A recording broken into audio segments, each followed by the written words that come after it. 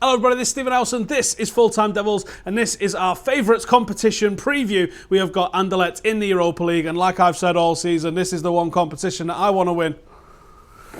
Anyway, joined by Statman Dave, I'm joined by John Shin from Global Reds TV, and I'm joined by Adam McCullough of Full Time Devils fame. What is happening, lads? What's going on? Just eating a banana. Dave's just been in France recently running a marathon, and it took him 5 hours. He definitely did not run that marathon. He took a few shortcuts. Whoa!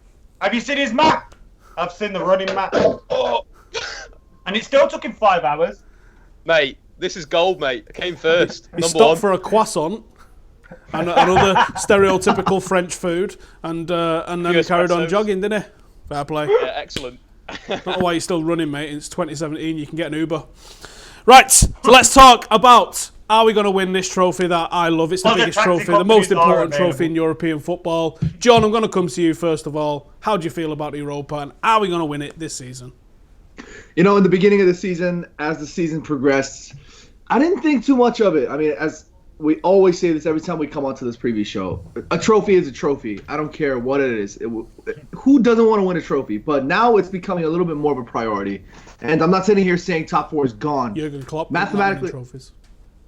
The point is that as much as we'd like to make it into the top four, the chances of us making it into the top four is getting harder and harder. We still have some tough fixtures left in April. And looking into the teams that's left in the Europa League, we definitely have what it takes to take some of these teams. I'm seeing names like Ajax, Anderlecht still there, Besiktas is still on, Lyon is still being one of those teams, Schalke is.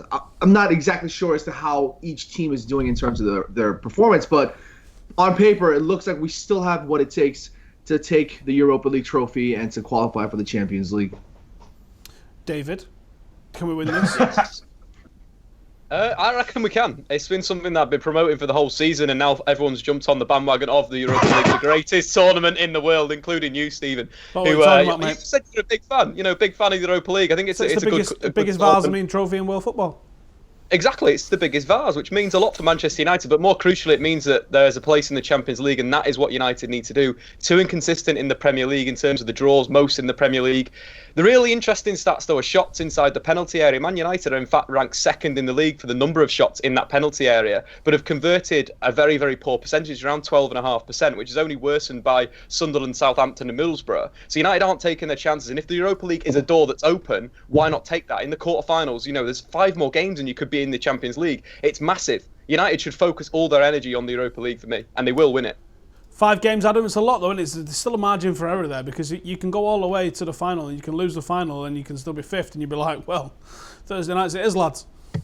There was a team in the Premier League that done that last year, wasn't there?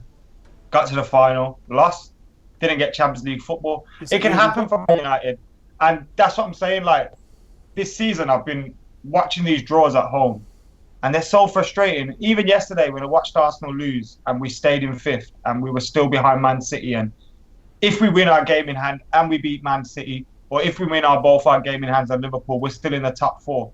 But I just can't look at the Premier League without thinking about those drop points, because we should be comfortably in the Champions League spot. And having said that, that's what gives me more fear about the Europa League, because we've got a massive run-in in the Premier League. We've got Crystal Palace at home. That's not going to be easy on the last game of the season if they still need the points to stay up, although I'm not sure they will. We've got Spurs, Arsenal, and Manchester City away. Although our home form is sketchy, and I do feel a bit more confident away from home, those 3 are difficult games. Chelsea at home. We've got some difficult games. Southampton away as well, I think. So it's going to be a difficult run-in towards the end of the season. I'm confident against any team that are left in the Europa League, but I'm also well aware that anything can happen in one game. And the way United have been playing, there's been games where we've dominated and not scored. Imagine that happens in the Europa League. I think the thing with United this season is they're slightly like a cup side in a way that they've put in some really good performances, but again, they've been too inconsistent for the league. A little bit like Barcelona, you know, not performing in the Liga, but doing very well in the Champions League. Man United just need to take that sort of League Cup final performance and push that in the final. If Zlatan can perform in the final, we've won the final. It's simple as that. Zlatan is so key to Manchester United. So I'm kind of I'd prefer United to have a cup competition to get into the Champions League than in the league, just because of the consistency you have to show in the league, in the Premier League at the moment. So I think it's a positive thing, really.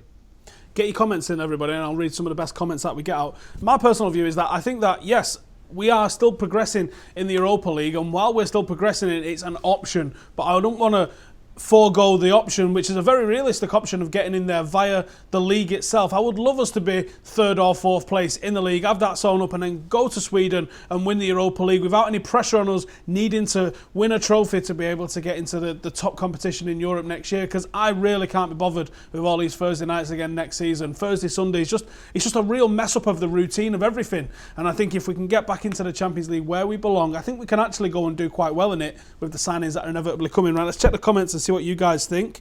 Why is Pyro banned, says Christian. No Pyro, no party. Can't tell you, mate. We seem to blow teams away in cup games. It's not the case, really, though, is it? If you look at across all the cups, we've edged them out, but we've not really defeated them that much. A trophy's a trophy, says Faro. No one's saying let's not win this thing, but I think the difference is between wanting to win it and wanting to win it by sacrificing our league form and ignoring our league and just focusing on that one thing. I think focusing on a cup competition is absolutely deadly. Right, the next topic that we're going to talk about today then is the Golden Boy nominations. Marcus Rashford and Timothy Fosu-Mensah have been nominated for the Golden Boy, along with about 90 other under-20s, under-21s around the world. What's your thoughts on this, Adam McCullough? Do you think Fosu-Mensah deserves to be in there? It is based on the back half of last season and the first half of this season, so up to December, Christmas sort of time. Is Andres Pereira not in there? Or is he not qualified? I think he's too old. Is it 21 you have to be? I think 21 it's 20 or 21. I can't remember. Okay. Yeah, Fosu-Mensah and Rashford are our best youngsters. You'd expect them to be in there. If Timothy Fosu-Mensah had played more this season, you'd say he'd have an opportunity to win it. But he hasn't played enough this season. I think that has been one of Jose Mourinho's maybe blindnesses to Timothy Fosu-Mensah's. He just hasn't given me any minutes, and I don't know whether that's planned. And he's had a word with Timothy Fosu-Mensah and said, "Next season's your season. Have a look at what I need you to do this season." But to not give him any minutes doesn't make any sense, and I'm a bit worried about that. But Marcus Rashford, for me, there's another few that could win it that will come into the fray. But for me, Marcus Rashford, man, I know I'm a bit biased, but he's the best kid around. He's definitely the best youngster in the Premier League. And I can't think of many others his age that are killing it at that level, that have helped this side win trophies, and that have had such a story of Marcus Rashford as well, to just burst onto the scene and become not a mainstay in our first 11, but a mainstay in our squad, having not been heard of last season, and also performing to a very, very high level. For me, Marcus Rashford is a golden boy, and he has. If he wins it, I don't really care, because Anderson won it. Do you know what I mean? And Marshall's won it as well, which it could be a good thing, could be a bad thing. But and also Paul Pogba's won it, and Wayne Rooney's won it as well. We've got 4 winners in the Manchester United side there that have previously won it. Dave, do you think Marcus Rashford can add to that? Can he become a winner as well? I think that, unfortunately for Marcus Rashford, maybe this is a year too early for him to be nominated for this award. You know, his consistency at the end of last season was ridiculous. He scored 55% of his shots that he had in the Premier League, which is ridiculous as a chance conversion. It's dropped down this season. He's only scored 4 in 25, has played out wide, hasn't played through the middle. The only problem that I've got is that there's players there that are potentially at a higher level than Marcus Rashford at his current age. I'm talking Mbappe, I'm talking Ousmane Dembele, and potentially the guy that's going to win that, and that's Renato Sanchez, who's sort of sneaked in there undetected, obviously winning the Euros at Porto. Benfica was fantastic in the Champions League last season, and obviously he's doing it. He's been a bit part player for Ancelotti's Bayern Munich this season, but has been in and out of the side and could be very important in the knockout stages of the Champions League. So for me, Sanchez is number 1. Rashford probably like number 5, after Mbappe, after Ousmane Dembele, and probably after Donnarumma, but still up there, still top 5, still a fantastic young player who has bags of talent and bags of potential. I don't think I can say Sanchez sneaked in there, considering he won it last year. I don't think anyone's sneaking in last year's previous winner. Before I come to you, John, you guys let me know in the comments where you think Marcus Rashford's in this, and do you think he's got a chance of winning it? I think he's probably a little bit behind. I think Donnarumma, with the season he's had, probably going to be the number 1 for it, I reckon. But what do you think, John? Starting every week.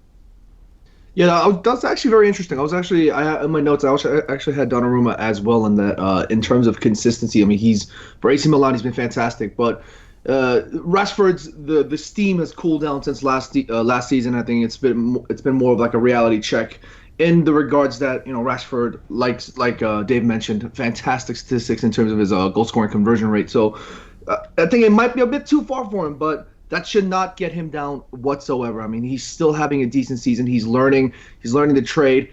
The team's not doing so well in terms of taking those wins, in terms of making sure these chances are converted into goals. So I think this is a very good learning season for Rashford overall. It doesn't matter if he wins the trophy or not, and I think next season is definitely the season to be watching Marcus Rashford.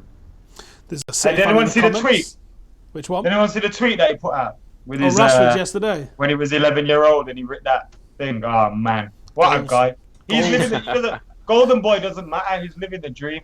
You know what I mean? We got a City fan in the comments here that says Mbappe number 1, Jesus number 2. Isn't he too old for that, or has he been nominated as well? Because I don't think Jesus can be. How can he be nominated when it's supposed to be your performance in Europe? That makes no sense to me. Because Gabriel Jesus could win it, but he's Jesus is no good on crosses, isn't it? So that lets him down a bit. Dele Alli 5 and Donnarumma 4 and Donnarumma number 5. I think there's a lot of good, exciting youngsters in and around Europe at the moment, but we'll soon see who gets nominated and who eventually goes and win it. Because I think at the moment they've just named everybody in under 21 or under 20 in Europe. All right, we're going to go to a 30-second break, and when we come back, we're going to be having these lads starting 11s for the game against Anderlecht. And there you go, some of you might have seen an advert for that, and some of you may not have, so don't worry about it if you didn't. Right, I'm going to come to you first, John. What is your starting 11 for the game against Anderlecht this week? Here we go. We're going to go for Romero in goal. I got a back four. Luke Shaw, Marcus Rojo, Eric Bailly, and Tony V. I was going to say Tony Bailly. I'm going for Tony V. I'm going for it. I'm banking on it. I got a midfield three of Herrera, Pogba with Fellaini in the middle. I got Ibrahimovic up front with Mkhitaryan on the right and Martial on the left. Are you doing any rotating there whatsoever? Are you got an eye on the Chelsea game, or are you literally just thinking, that's my strongest 11, get it out there? This is going to be the strongest 11, I think, for me right now, based on form. Chelsea, you pick Fellaini, though, you know that, don't you? I mean, on form, honestly, Fellaini hasn't been doing bad. I mean, I would never have sat here thinking years ago or months ago or even days ago saying, wow, Fellaini's going to wear a captain's armband. I never would have thought that in my wildest dreams. But honestly, Fellaini hasn't been doing terribly. I think this is a decent game for him to come on. Maybe we can save Carrick for somebody like Chelsea, who's got a little bit more composure in that holding midfield role. For something like Anderlecht, where we can play both legs, I think Fellaini might be a better option. All right, Mr. McCullough, what's yours? See, I think Carrick's going to play this game and Fellaini's going to play Chelsea. Don't ask me why, but I just think that's going to happen. And we saw Carrick's played both games at Stamford Bridge. Fellaini played both games at Stamford Bridge, didn't he? Makes me think Carrick will play against Anderlecht. Anyway, my full team is Sergio Romero in goal, Valencia and Luke Shaw as the fullbacks. Then I'll go with Bailey and Rojo at centre half. Carrick, Herrera, Pogba. I think Fellaini will come in for Carrick against Chelsea. Front three, change Lingard with Marshall. So Marshall, Mickey, and Zlatan. By the way, I'm top of the league and I'm staying there.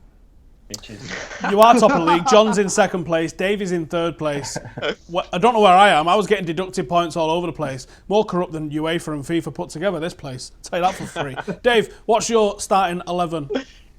So it's similar. It's a mixture of both those sides. I think Romero obviously is going to be in goal. Valencia at right back. Well, it's what's on the screen, Howson, and that is exactly what I sent you. Bay, Rojo at centre back. They've looked good together. They've had a number of decent performances. Kept both clean sheets both times they played together. Luke Shaw at left back, who played very, very well at the weekend, but unfortunately, I think he only played well because Darmian was playing right fullback, which meant that United's back four was sort of lopsided to the left side instead of how it's usually lopsided to the right side with Antonio Valencia. So he's going to have to slightly play a different role, a little bit deeper in midfield. In terms of my midfield, Herrera, Fellaini, Paul Pogba. I think that's Mourinho's first choice team at the moment. I'd kind of argue against John that Fellaini, I'm a big Fellaini fan, but he's been very poor in the last two games for me in terms of his pass accuracy. It's not been at the heights of what you want. There's too many easy passes that are going to the opposition, to the likes of Jess Lingard, to Zlatan, that are simple balls in terms of tackles. He's only won 20% of his tackles out of the 10 attempted, committed 7 fouls. I just don't think Fellaini's in very good form. Obviously, given the captain's armband, I think that's a great move from Mourinho. But at the moment, Fellaini isn't playing the best football. I'm just going to go for points right now, though. In terms of our front three, it's going to be Jess Lingard, Mkhitaryan, and of course, Ibrahimovic. Jess Lingard, a fantastic player that deserved the contract. People have been kicking off about this contract. It is absolute rubbish. In terms of players, per 90 in the Premier League this season, only Juan Mata's created more chances than Jess Lingard. So that's a stat for you to whatever. But moving on. What did you just say? Steve, did you say it again? Yeah, and I also said RIP headphone users. Apologies for Mr. McCullough's outburst. If anyone's got medical bills for blown out eardrums, then direct them to Adam, and I'm sure he'll sort of tab out for those. Dave, you were saying what about Jesse Lingard being better than Juan Mata? No, Juan Mata's the only player to create more chances per 90 minutes in the Premier League. So Jesse Lingard's better than Ozil and Sanchez combined? I'd say so, yeah. It's a bold 100%. claim, David. It's a bold claim. But I like it. It's true. And who did you have in net for this game? Romero. No, you didn't. Anyway, let's go to the comments and let's see who we've got. I mean, Jose Mourinho said he was going to play him. Everybody knows he's injured, going to Real Madrid, whatever. Dave still picks him. It's okay. We'll save your skin. Don't worry about it. Let's deduct one off, David, please. Right, we'll go to the comments. Riskus says, if we dominate on Thursday, could Fosu Mensah play next Thursday? I'm going to come to you guys for that one, actually. What do you think? Adam? No. No? All right, Dave. He's not going to... I want him to play. This is what I don't get. People always say, Adam, you always talk about Fosu Mensah, but he's never in your predicted 11s. It's because he's never started. Not been wrong, have you, really? I mean, When's the last time he started? I want to get points. This is why I'm top of the league. Was the last time he started like Tottenham last season? Northampton, wasn't it? Yeah. Oh, yeah, he started in that game, yeah. Or did he? I think the thing with the Chelsea game is if United do play a back three and match Chelsea's system, which I think they massively should do, Timothy's a perfect guy to come in as the other centre half. With Bailly and with Rojo, that's a very mean back three. That is too much hot sauce, Dave. Dominant. That's so much hot sauce in a back line. I think the thing with hot sauce with the back three, it's okay. You look at LVG, obviously at Netherlands, not at Manchester United. Manchester United was boring. Let me just finish my point. So the Netherlands played a counter-attacking system. They had to play three centre-backs because all their defenders weren't very good 1v1. They all got done 1v1. But what that means in a back three is if a defender gets done, the other two are behind him. The other two can tuck in, make a back four, you're laughing. And that's exactly what United need to do against Chelsea. Match them, man for man. Interesting. John, do you reckon we've got any chance of seeing Fosu Mensah this season? I think it's going to be very difficult. I think what people, I'm reading here in the comment section, some people are going nuts. And I think you guys need to understand that we're trying to get every single damn point to catch up to Adam again. Because we're trying to pick what Jose would feel. Say it again, John. Adam is top of the league. Adam's top of the league. All right, but anyways, for real. The whole point is we're trying to make sure that we're trying to get as much points by matching what Jose would field out. So for me, I would love to see Fosu Mensah get some games. Honestly, it's a damn shame that he hasn't been able to get any game time whatsoever. I don't know what's going on exactly behind the scenes. Maybe Jose Mourinho doesn't see Fosu Mensah fit enough to play in this 11. Maybe he's not skilled enough. Whatever the case may be, no, I think it's a damn shame. That's exactly my point. Is from what we can tell. But doesn't something fill you with a little bit of confidence that Jose actually has a plan for him? Because Fosu, there's no like negative talk coming out of his camp. He's always happy. He looks to want to have a future here. He's in the squads quite a lot, but he's just on the fringe. So and he's 18. There's part of me that feels quietly confident that Jose knows what he's doing with him. But then Jose's record with younger players doesn't speak volumes, really, does it? So I'm a bit scared. It's like with Luke Shaw as well. I keep saying it's one of two things. Is he setting the bar, or is it just another failure with a young player? And I hope it's the first one. I think it's the first one. Let's draw a line under that, because we could talk about Fosu Mensah all day long. But I'm going to come to John first, and I'm going to ask you to butcher the name of the striker that is not playing for Anderlecht. Tell me about the opposition and the guy that hopefully isn't going to be playing. How do you say his name again? I forgot his name, but to be honest, I'm not really I haven't really watched the Belgian league too much to be to be able to comment on these things. No, but what I do know is Yuri Tielemans. He has been fantastic. I think he is one of those hot prospects, those youngsters to watch. And I don't think we should take. I don't think we should take Anderlecht in the slightest regard. I think we should respect them to the fullest. We have to be wary of playing teams in Europe that might really be able to do us over should we not be on our top of our game. I mean, the past few games, I think like what Dave mentioned, the past few games, Sunderland, West Brom, these games have been poor, no doubt about it. And not Sunderland, sorry, West Brom in particular. And it just really needs to improve. And I hope this kind of form isn't shown in an important match like in the Europa League. David, what's that guy called? Yes, Stephen. Todojak. Is he The though? Polish striker, 25 years old, scored Where the hell are 48 you goals going with actually in something? 43 games. John was saying something else. John saying something else. Should we say that guy's name again then, Howson? Start No, again. just tell me about him. Stop. I'm not asked about his name. He's Polish, 28 goals in 43 games, but apparently potentially out injured with a shoulder injury, which is a big boost for Manchester United. Kind of agree with what John. Tillsman is an absolute star in the making. You saw him against Arsenal in the It's not what you Champions said when we League. was on Football Republic, mate, and I said he's one of the hottest prospects in Europe, and you was like, Dele Alli. Yeah, but I said Ousmane Dembele was a better player, and he is a better player because he's performed at Rennes and he's performed at Borussia Dortmund, which is a higher league than the Belgium league. In terms of Tillsman, when I saw him, his physique wasn't big enough. He wasn't, he hadn't bulked out. His decision making was poor. He was too deep in midfield. As a ball playing central midfielder, he needed to be high up the pitch to affect the area where it was important. And as I think they brought on Mitrovic. He got higher up the pitch. He started playing well, and Anderlecht came back from 3 goals down to draw 3-3. What he's improved since then is obviously his physique's got a bit better, and some of the long-range shooting that he's shown in the last few seasons has been absolutely incredible. 12 goals and 8 assists in the Belgium League this season. But in the Europa League, he's been pretty dominant. He's scored 3 goals from just 3 shots on target. So it's one of those things where you've got to shut him down. If he's outside the area, you've got to close him down. It's simple for Man United. They just need to understand that he can let fly from range and shut him down. Adam, what's Footy Manager saying about Anderlecht? Shite. Now look here, if we don't go through against these we don't deserve to be in the Champions League. Let's be honest here. You can paint it up however you want. This guy's got 20 goals. That guy's got this, and Tillsman's a decent young player. He is, but we should be beating this every day of the week. They're probably one of the weakest teams in the Europa League that are left in the competition, and if we don't go through to the semi-finals, we shouldn't even be in the Europa League next season. Give me your prediction then. Thursday night, how's it going down? I wouldn't be surprised if we conceded, but I think 3-0 or 3-1. I'll go 3-0. Away from home? Yeah. We're good at West Ham with us away from home. I'm just saying, in Europe, away from home, that's a big win. Yeah. Apart, we went on that bad run, but then San Etienne we won, Zoya we won. Who was the last team we had away? Rostov, we won, didn't we? Did we win? Did we draw? We drew. We didn't lose. Big win that. David, what's your score prediction? All right, we've lost your audio, so we'll just move swiftly on. John, what's your score prediction? Dave said 1-0. I'm going 2-1.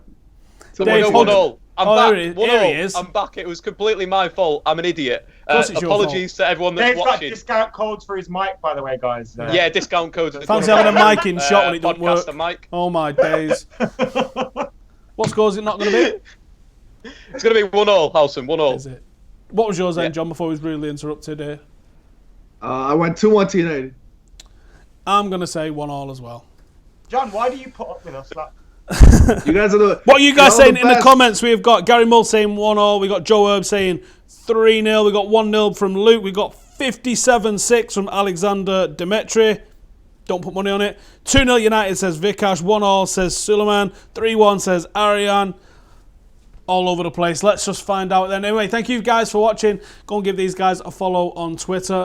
Hit us up in the comments. What score do you think it's going to be? Who do you think is going to start? Is Fellaini going to play in Belgium? That's a bit of a talking point, isn't it? Is Rashford going to win the Golden Ball? And do you care about the Europa League? Let it all flow in the comments, Golden and we'll see you Ball is later. Beckham. Come on, Steve.